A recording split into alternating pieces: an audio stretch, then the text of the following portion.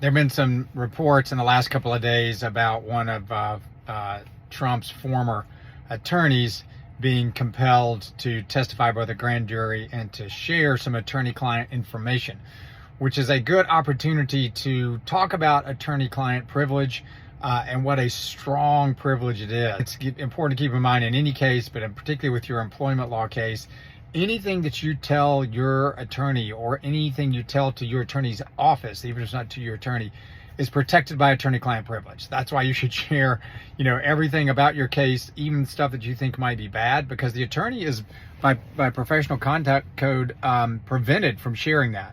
Even if it's a murder case and somebody shows up and says, the weapon's buried at such and such park, nobody can force the attorney to a lot of people like to hate on attorneys, and I get that, but I cannot think of another profession when your back's against the wall, attorney's going to stick by with you no matter what, even if you've done something wrong. But in employment cases, that's usually not that dire.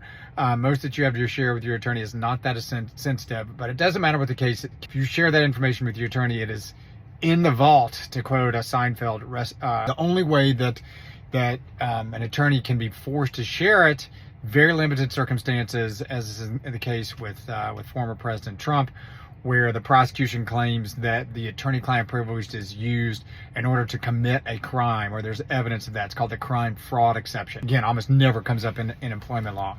But the other thing to know about attorney-client privilege is if you think about it as a big bubble. Like on the outside, it's like strong as titanium. You can't pierce it except with some really, really strong tools. But from the inside, it's like a soft bubble. It'll just pop if you touch it. And by that I mean you can violate your own attorney-client privilege by sharing what you've shared with your attorney with somebody outside the representation. So your best friend, a former spouse, a sibling. That will destroy the attorney-client privilege. Now, if you offhandedly say something to somebody outside the office about your case, is it going to destroy your privilege? No. But if you're sending communications, particularly in writing, to another person outside the representation, the other side finds out about it, which we've had happen, then they can go to the court and say, look, he or she, this person has waived their attorney-client privilege, and so we want to know everything that they told their attorney. So just be careful